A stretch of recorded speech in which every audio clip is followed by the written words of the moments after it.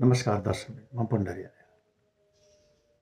आयुर्वेदका जडीबुटी सम्बन्धी भिडियोमध्ये आज मैले आयुर्वेदको एउटा रसायनको बारेमा यहाँहरू समक्ष परिचय गराउन गइरहेको छु।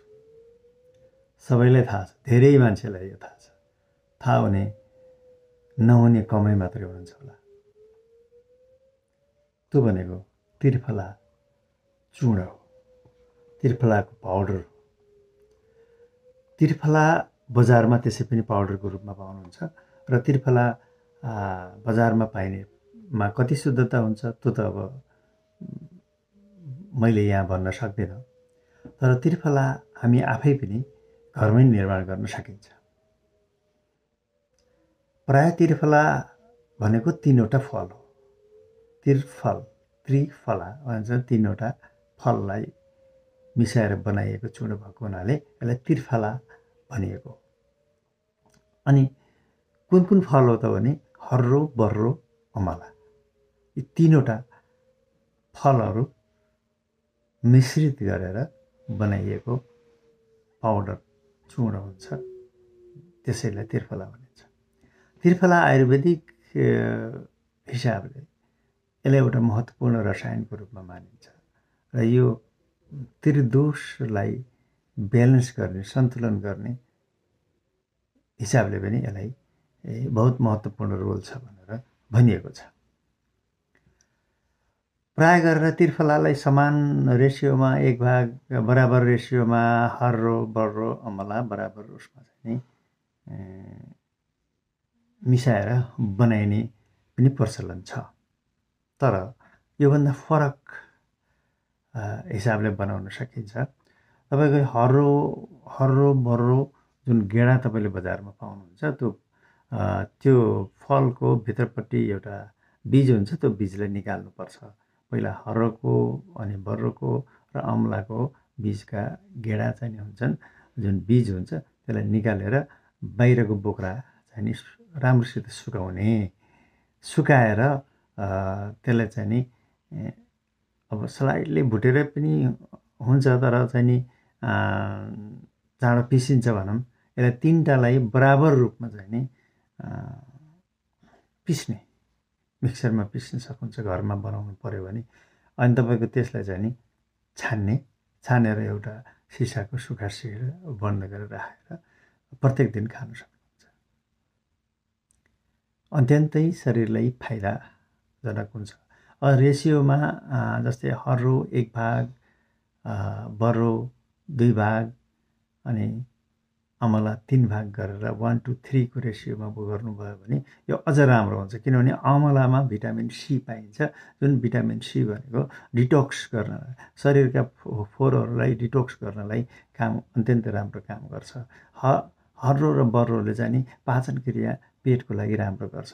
यसले गर्दाखेरि तिनै चिजलाई कफ, वात, पित्तलाई नै सन्तुलन गर्छ। यो बनेर यो आयुर्वेदमा व्याख्या गरिएको छ। यसमा चाहिँ नि किन खाने भने यसका फाइदाहरू के छन् भन्दाखेरि मान्छेलाई अपच हुने, पाचन शक्ति नहुने, कब्जियत हुने यस्तो कुरालाई यसले चाहिँ नि राम्रो गर्छ, पाचन शक्ति बढाउँछ। अनि तपाईँको किडनी, लिभर जस्तालाई चाहिँ नि यसले त्यो टक्सिन भएकोलाई डिटक्स गर्नलाई मद्दत गर्छ, सहयोग गर्छ। अनि यसमा भिटामिन सी भएको कारणले आँखा तेज बनाउन पनि सहयोग गर्छ। यसले रेगुलर चाहिँ नि टोइलेट लाग्ने हुनाले पनि यो खानुभयो भने बोसो लाग्न दिँदैन अनि शरीरको तौल घटाउन पनि मद्दत गर्छ। भिटामिन सी युक्त भएको हुनाले अमला यसमा छ। त्यसमा अमला, हर्रो, बर्रोमा के पाइन्छन् भन्ने कुरा यो मेरो युट्युब च्यानलमा पहिले नै मैले व्याख्या भनिसकेको छु, त्यो चाहिँ हेर्न सक्नुहुन्छ। अनि यसलाई इम्युनिटी पावर बढाउन मद्दत गर्छ भिटामिन सी, अमलाको मात्रा बढी भइसकेपछि। त्यस कारणले टनिकको रूपमा पनि यसलाई खान सकिन्छ। 1 to 3 को रेसियोमा यसरी 1 भाग, 2 भाग र 3 भाग अमला गर्नु भने अमलाको रेसियो धेरै हुन्छ, त्यस कारण भिटामिन सी धेरै हुन्छ। यसले इम्युनिटी पावर बढाउन मद्दत गर्छ र छालाको उसलाई पनि सफा गर्नलाई, छालामा त्यस्तो अन्य रोग लाग्नबाट पनि बचाउँछ, छालालाई नरम गराउँछ। अनि डायबिटिज र प्रेसरलाई पनि यसले नियन्त्रण गर्न सहयोग गर्छ।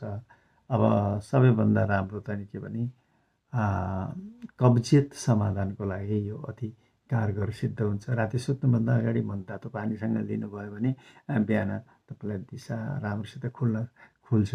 यो चाहिँ नि गर्नुभयो भने धेरै राम्रो हुन्छ।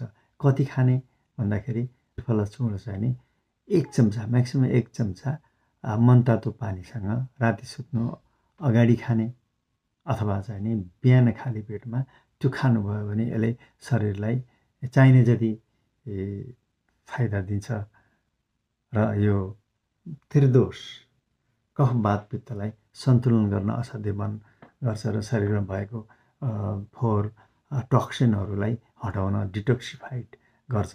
यो कतिपय उसमा त तपाईँको क्यान्सर लागेको मान्छेलाई पनि यो खान एकदमै आवश्यक छ। एउटा तत्त्व चाहिँ नि यो खानु आवश्यक छ जस्तो लाग्छ। तपाईँलाई अरू उपचारसँगै यो खाँदा पनि खासै फरक चाहिँ नि पर्दैन। यो आजको यस आयुर्वेदिक डाइटेरीको रूपमा यसलाई प्रयोग गर्नेको बारेमा चाहिँ एउटा छोटो जानकारी दिएँ। यहाँहरूलाई कस्तो लाग्छ यसको फिडब्याक दिनुहोला भन्दै आजको यस भिडियो यहीँ समाप्त गर्न चाहन्छु। धन्यवाद, नमस्कार।